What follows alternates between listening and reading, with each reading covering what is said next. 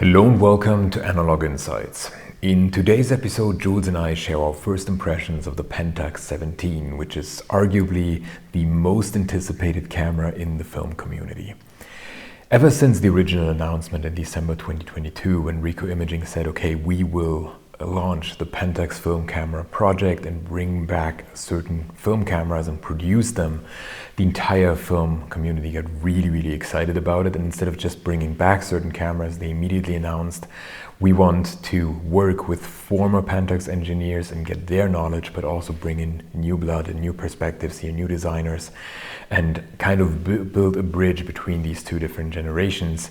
Those who had never seen a film camera in their youth and did not grow up with it, and those old-timers who really have all the knowledge about creating such cameras, because now there suddenly is a market to do so. And of course, this whole anticipation now culminates in the launch of the Pentax 17, which is a 35mm half-frame camera, and this is also where the name comes from. So 17 standing for 17 by 24 millimeters. So half the frame of the typical format, with a little bit of a border in between. And what's interesting about the camera is that it comes with a manual film advance, a manual focusing system, and an automatic exposure. And most importantly, it has this beautiful large viewfinder here in the center that it comes with an portrait orientation, which is common for half-frame cameras, as you know, but very interesting in the way that Pentax is selling it in the marketing material. It's basically saying, hey, this fits our zeitgeist. This is how people are using social media and their smartphones, basically consuming content in a portrait orientation instead of a typical landscape one. So this camera makes a lot of sense, and plus as an added benefit and side effect, instead of only getting 36 exposures from a typical roll of film, you get 72 exposures out of it, which of course is much more economical and gets you more for the relatively expensive film prices by now. And it's basically the same argument as in the 1960s when the half-frame format was first really popularized and introduced. People back then already were arguing, hey, this is great, you get so much more images out of the same roll of film, and the same holds true today, plus the added benefit of you can post it directly to social media, and it kind of makes sense in the portrait orientation. You can only imagine how excited I got when I saw the announcement, but most importantly, how excited I got when Pentax and I got in touch and we realized that we will be able to test this camera here for the channel. When we started the channel more than 8 years ago, I would have never thought to see the day where a new film camera is introduced to the market. Maybe Leica doing another M camera, kind of the old recipe, updating it a little bit and so on. But that a company like Pentax would be revived with respect to their film camera portfolio and start introducing new cameras again that combine today's production capabilities and try to cater to today's needs and the new generation of film shooters. I honestly didn't expect that, and you can only imagine how excited I am about giving this camera a try. Pentax did not pay us to do this review, very important. We are given the camera to give it a try, and this is it. So as always, we will share our honest thoughts and perspectives. I took the camera with me on a recent trip to Mallorca, shooting some Kodak Gold 200 and Ilford Delta 100. And I also took it out in and around Munich together with my friend Jules to get his perspective as well. He, of course, has a much better knowledge about production capabilities and how things are being created, what's behind certain manufacturing techniques. And of course, he's also well versed when it comes to dealing with cameras as somebody who can actually disassemble them, repair them, and so on. So he has a completely different perspective typically than I have, and that complements each other. That complement each other nicely. So, without further ado, let's take a closer look at the features of the camera, its design, its build quality, and most importantly, of course, the images that it produces.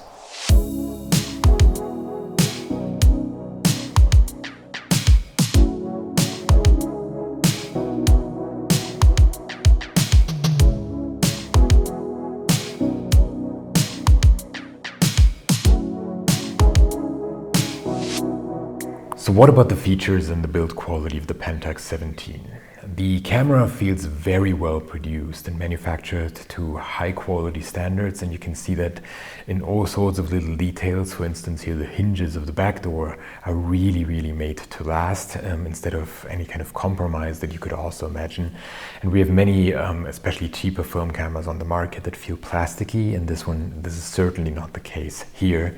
And as a case in point, for instance, this beautiful top plate here and the bottom are made of a magnesium alloy and come with a beautiful silver champagne finish that at least reminded me of some of the qualities of titanium and the kind of champagne colored cameras that we saw in the past from companies like Contax. And personally, I really like that they try to invoke a certain design language here with a nod to certain vintage cameras, and at the same time keep the camera design contemporary. The battery compartment is integrated into a grip here on the right front of the camera, which of course is also nice from an ergonomic perspective, but most importantly it makes possible that the entire camera is really designed around the film spool, and you don't have any kind of added weight to the top or bottom plate because of a camera compartment, but instead they just put it here on the front, and as a result of that it cannot be removed, but as I said, it's really nice in terms of grip and giving you great ergonomics. The built-in light meter here that is powered by the battery can be switched off via this dial here around the shutter release button, so the camera needs to be actively turned on in order to operate, but it super quickly turns on, so even if you sometimes forget to take a shot or you want to take a shot and the camera is still off and then you turn it off, it immediately turns on and is available. And in order then to operate it, of course, you need to set the ISO dial first after putting in a film. And that ranges between ISO 50 to ISO 3200. And what is interesting for more advanced users is that it offers additional steps between ISO 100 and 200, namely 125 and 160, which are quite common. And here even I used for my Kodak Gold 200, I slightly overexposed that film because I tend to get better results with it when exposing it at 160. And that of course was very convenient to have that available. Another interesting feature that is interesting, especially for more advanced users, is the exposure compensation dial here, which lets you correct in third stops between plus and -2.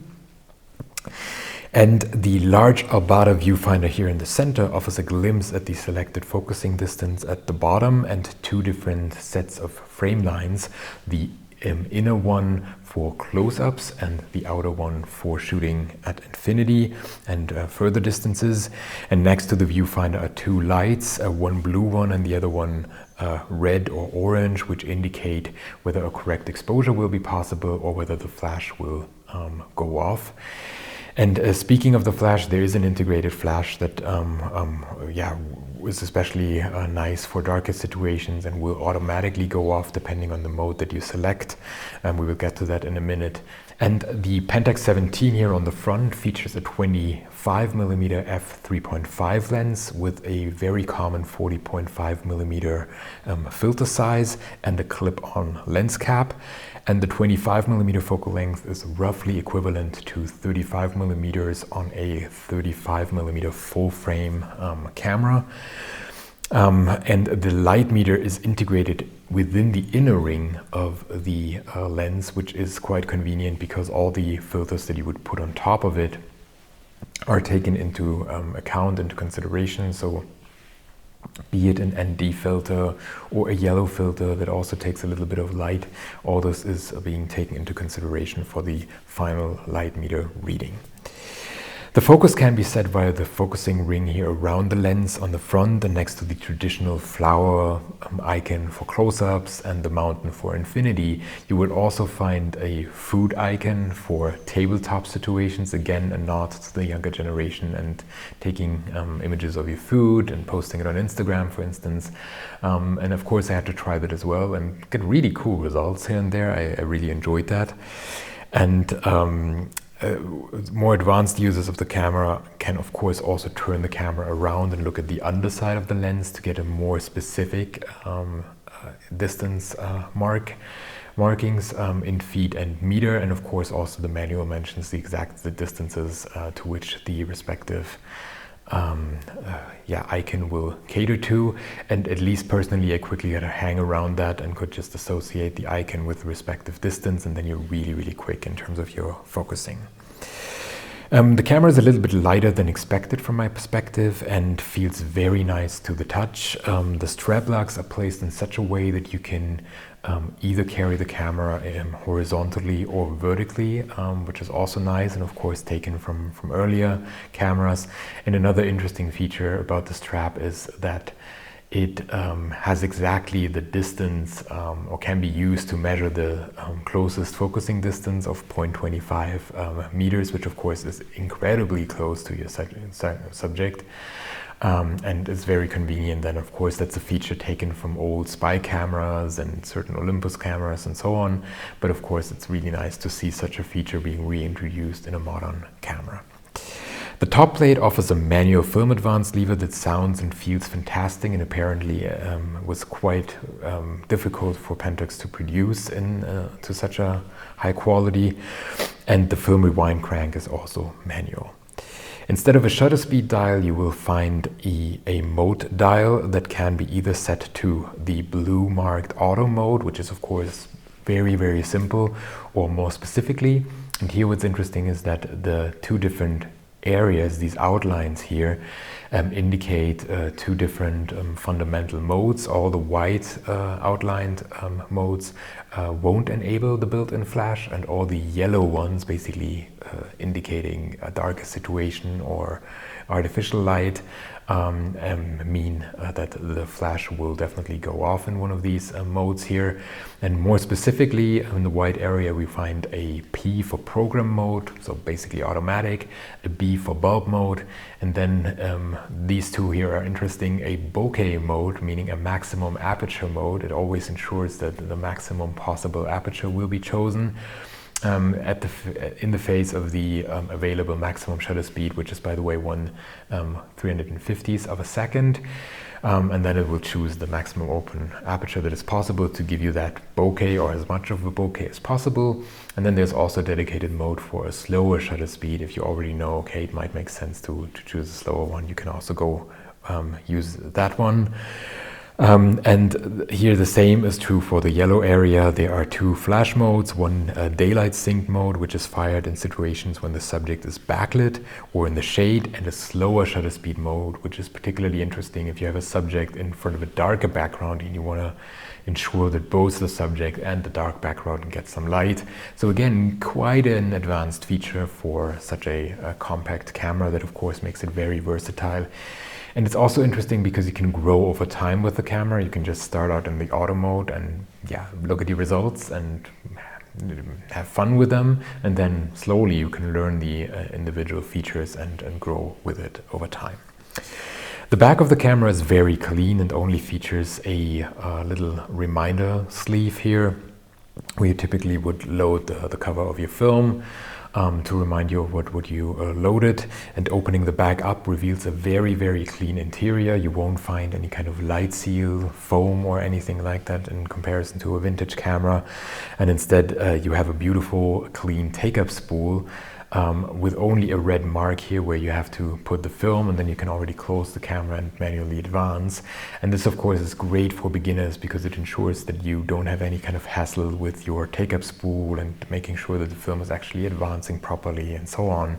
And they basically took a feature here that was very common in the 90s with more of automatic film advance cameras, and then just took it here to let people advance it manually, and we're good to go. The bottom is also made of magnesium alloy and is quite clean, offering just the film rewind button, which of course you need at the very end if you want to rewind your film. So you release the spool again and then rewind, and a tripod socket.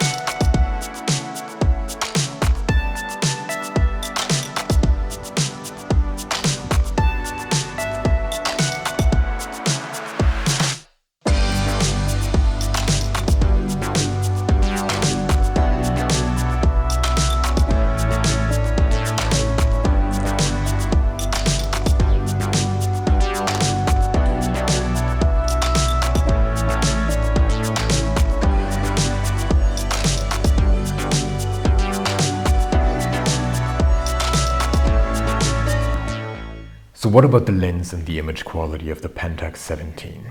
In my opinion, the results are amazing, and I was really blown away when I got back the results of my first test roll. You get sharpness across the entire frame, you get a beautiful bokeh, you get really nice transitions between the foreground and background. Despite the relatively small negative size, you do feel a lot of character in the images, and I would argue this camera and this lens really help you get the most out of the half-frame format. The 25mm focal length is a little bit wide at first, and it took me some getting used to it. And as a case in point, the legendary and quite rare Olympus Pen W, so W for wide, from 1964, also comes with a 25mm lens, which I found interesting. And according to Pentax, they were inspired by the Ricoh Auto Half camera that also had the 25mm focal length and was considered ideal for that particular format. And what I personally like is that it's the kind of nice combination of the typical reportage style 35mm if you are further away from your subject, so you get quite a lot into your frame if you want to, which can also be convenient, especially in the portrait orientation. And yet, because of that minimum focusing distance of only 25 centimeters, you can get very close to your subject and create beautiful results here as well. And it reminded me a little bit of the versatility that you often get with 35mm lenses on a single lens reflex camera. And you have the same here, but in much more compact form factor, of course. And honestly, when I first looked at the specs of the lens, the 25mm f3.5, I felt that it was a little bit limiting, but in actual use you don't notice that at all. And to be fair, given that the maximum shutter speed is 1/350th of a second, it also makes sense to not put in a lens that is super fast and that you would then only rarely be able to use at the maximum open aperture, especially in lighter situations during daylight. So this I found interesting, that it feels like a well-considered and nice choice to put this kind of lens and this kind of maximum aperture in there. And the color representation is fantastic as well. You have hardly any ghosting or flaring, and even when shooting directly against the light. And the primary reason here, of course, is the design of this lens and the coating that it comes with. This one here is a 3 elements and 3 groups design that is inspired by the Pentax SBU Mini. And it of course comes multi-coated, which Pentax calls HD here for, I think, high definition, which naturally, of course, the coating here adds to the contrast, to the color representation, and so on. And what I also found interesting is that it's a super coated, so there's an SP coating on it, which helps repel water and oil as well. So you have a lens that is really easy in its handling, is super versatile when it comes to getting closer to your subject, being further away, and just capturing all sorts of different situations nicely. And especially in combination with the built-in flash, you can always ensure that you get enough light through that f3.5 maximum aperture. So overall, really, really nice lens and great results.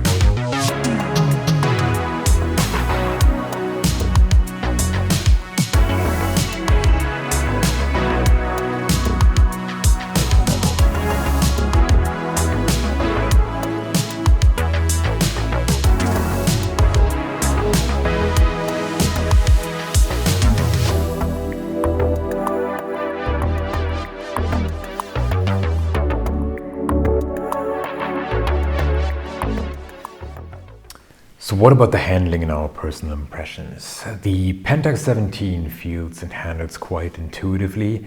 I would argue that amateurs and enthusiasts, like people watching this channel mostly, will get a hang around it quickly and really appreciate the more advanced features. While I would argue starters will really enjoy just having a camera that's super simple in terms of loading the film, putting it to auto, quickly understanding how the manual distance, the manual focusing works and the manual film advance, and then you're good to go. And I would argue, as I've briefly hinted at, that this camera is great for learning your photography and going on a journey where you start out on the auto mode potentially and then slowly over time discover additional modes and different features and working with flash and working with exposure compensation and so on. Maybe setting a film to a different ISO to give it a little bit more light and overexpose it a bit and so on. All these little things that you can explore with this camera, and as such it doesn't feel like the typical compact, simple, stupid camera. It's also not the X-coded, so you can just put in film and set it to the correct ISO and so on. And I appreciate all of that because it caters to starters and enthusiasts at the same time in a very nice way. Personally, I quickly got a hang around the camera and especially enjoyed the focusing mechanism. And of course, I always double checked the distances at first and then made an educated guess about the distance to my subject and quickly associated mentally the icons to the actual distances. So that was a lot of fun. And then, of course, I mostly used the auto mode, the P mode and the bokeh mode, but also here and there used the flash manually or just in the auto mode. And overall, I just found the camera was picking exactly what I intended to have, or sometimes, if not, I just took another shot because, hey, you have 72 pictures in a roll. Why not take another one and explore the modes a little bit? So it also encourages you to give it a try and experiment here a little bit. The large and bright viewfinder is really nice and a joy to use, and of course it helps that you have as a reminder at the bottom the selected focusing distance. There are two things that I would also appreciate, and one is that I would see the selected mode. That would sometimes help because sometimes I accidentally with my thumb when just holding the camera like that with the grip and then the thumb here, I sometimes accidentally switched the mode and only realized a moment later. And then of course it would help to see the selected mode in the viewfinder as well. And it sometimes happened to me that the camera was still turned off when I was about to quickly take a shot, and then I only had to switch it on first and then take the shot, which is super fast, but yet it would help if you get also an indication in the viewfinder, is that camera turned on or not.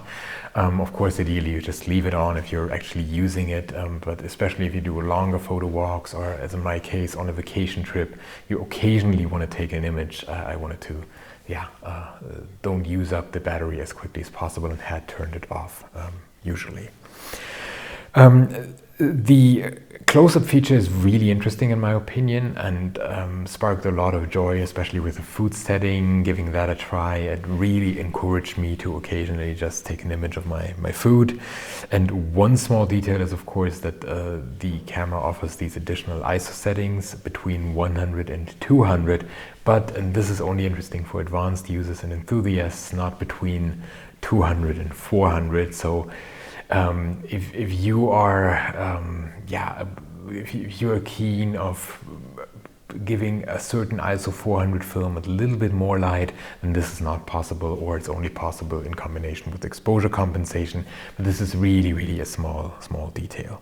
When the first images of the camera were leaked and posted on social media and Reddit and other sources, there were two immediate complaints by the community, and one was about the hand grip on the front of the camera and the other one was about the size.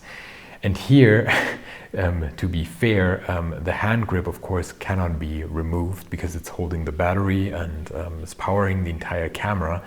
And I would argue it's one of the best features of this camera, this particular hand grip. It's a joy to use, and most importantly, it makes it possible to only hold the camera like that in your hand without even adding the hand strap that it comes with. So you can just put in the battery, hold it at that grip, and good to go and run around with it like that. And I did that during my vacation, so I didn't even use the strap. And I find it is a fantastic feature, and I'm really glad that it has the hand grip, and as described earlier, it's actually a good solution to put it on the front instead of increasing the height of the camera by putting in a battery compartment somewhere. And the other thing in terms of size, speaking of that, if you compare it, and if you're being fair and compare it to past cameras, then it's basically the same size to former half-frame cameras, except the original Olympus pen and the really small ones that really tried hard to be as smart and as small as possible. But again, to be fair, they typically didn't feature the same amount of electronics. So once you have an auto exposure mode, once you have a light meter built in and so on, you tend to get the same size, and naturally it's not significantly smaller than a 35mm camera because it's also transporting and holding the same kind of film canister. So it's not the same like with a digital camera where you could argue, oh, the size of the sensor is getting smaller, so the camera should get smaller as well, and so on. No, in this particular case, it's just the size of the film canister and how you transport it, and then a little bit of electronics and battery and so on that you need in terms of space. So from my perspective, the camera feels very compact, as mentioned before, surprisingly light, and both these complaints are a typical community reaction, I would say, to something that is new and it looks a little bit unusual or not quite as expected maybe. Speaking briefly of the strap, what I really like is that feature and that nod to the past of saying, okay, you can actually use that strap to measure the minimum focusing distance. This is really cool, and that it's also described in the manual. The only thing that I found interesting is that, at least to my eyes, the strap in comparison to the quality of the camera does not quite live up to that. So I feel that it would be nice to put in a nicer strap into the whole packaging, something with a little bit more quality in terms of the material and so on. Right now it really feels like a functional tool, and that's fine, but personally, as you know, I'm all for nice accessories and straps and so on. So I think there's room for improvement here when it comes to that. What I've mentioned in other reviews of half-frame cameras is what the portrait orientation, the default portrait orientation does to your photography. In my case, I really appreciate it because it really lets you see the world in a different way. I rarely found myself turning the camera, only in rare landscape cases when I really wanted to have more of a landscape view. This is when I turned the camera. Otherwise, I always shot in the default portrait orientation, and it's so much fun to do that. And also kind of a typical effect for these kinds of half-frame cameras, and especially ones like this one with an automatic exposure and all the benefits it brings with it, and a beautiful film advance, so it's actually fun. I was really burning through film, so it's very easy to expose the 72 frames. You might have had that in the past. Sometimes you have a half-frame camera where it takes you weeks or even months to expose one roll of film, and in this case here, of course, I was super excited about the new camera, but I also found myself really going quickly through that. So overall, a fantastic camera, so much fun to use it, but there's one more point that we need to discuss, and that is the price.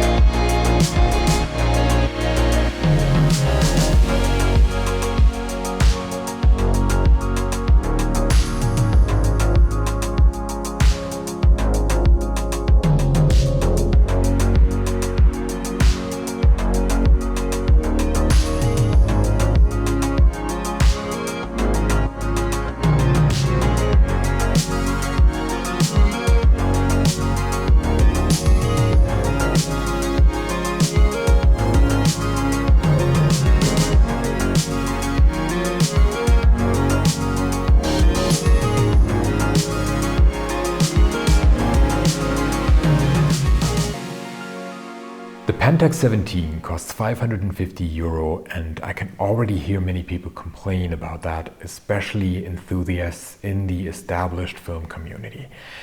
And I want to address that. That's important to me, because what we see here is a camera that is primarily directed at people starting out with film, a new generation having access to a high quality film camera with which they can grow over time.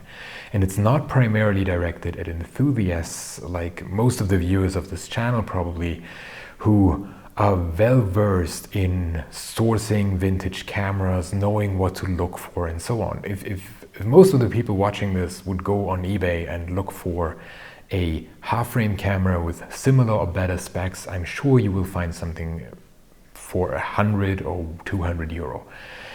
But this is the wrong argument to make, in my opinion, because it's never fair to compare vintage prices to modern contemporary prices of a newly created product.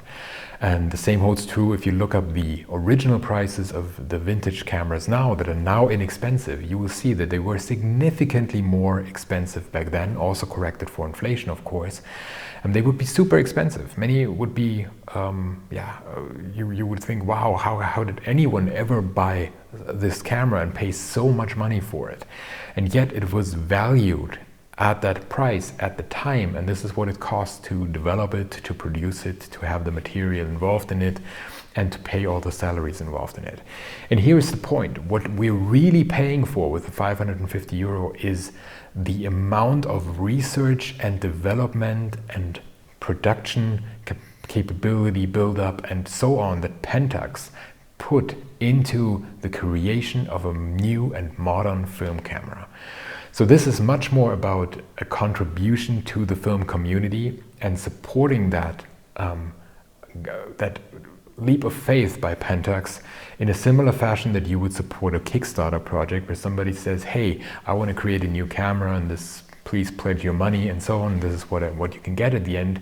In this particular case, Pentax took the risk without us, without the community believing in the increasing relevance and importance and resurgence of film, and then going all in with a certainly significant investment. I don't know that investment, but I can only imagine thinking of the salaries of the people involved in researching and developing it, the engineers, the designers, the people creating the production capabilities and so on.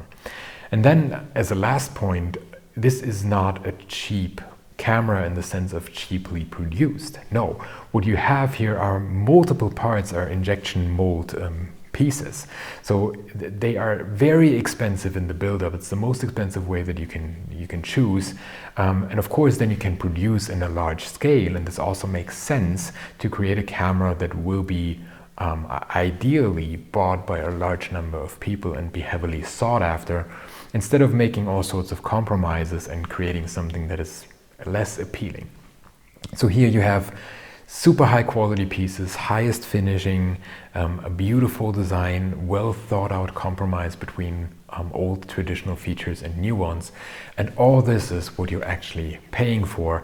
And also it's a significantly higher investment for a camera manufacturer today to go for a film camera and revive all that knowledge and expertise versus just taking the same digital camera frame that they already have, exchanging the sensor and working a little bit on the software, and where the most investment will be the software in a modern digital camera, versus developing all that you need for a film camera, and in terms of transporting it, in terms of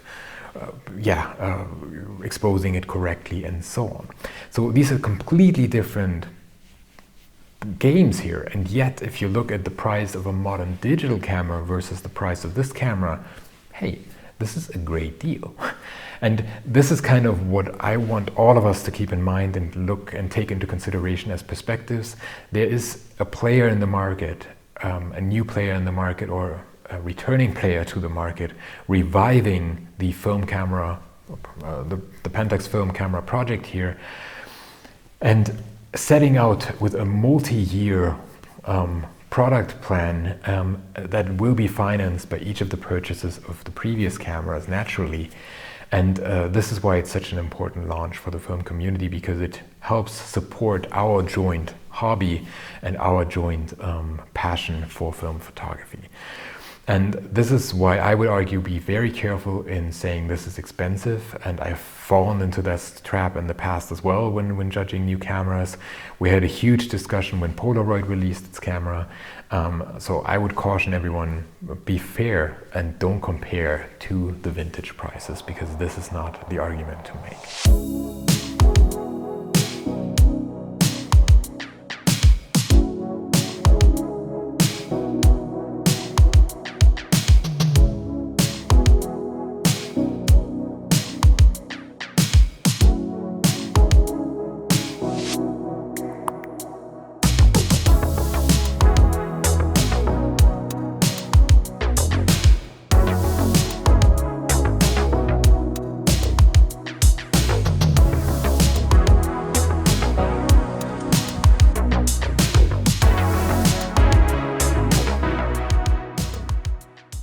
So, thank you very much for watching. I hope you enjoyed this episode of Analog Insights and our first impressions of the Pentax 17.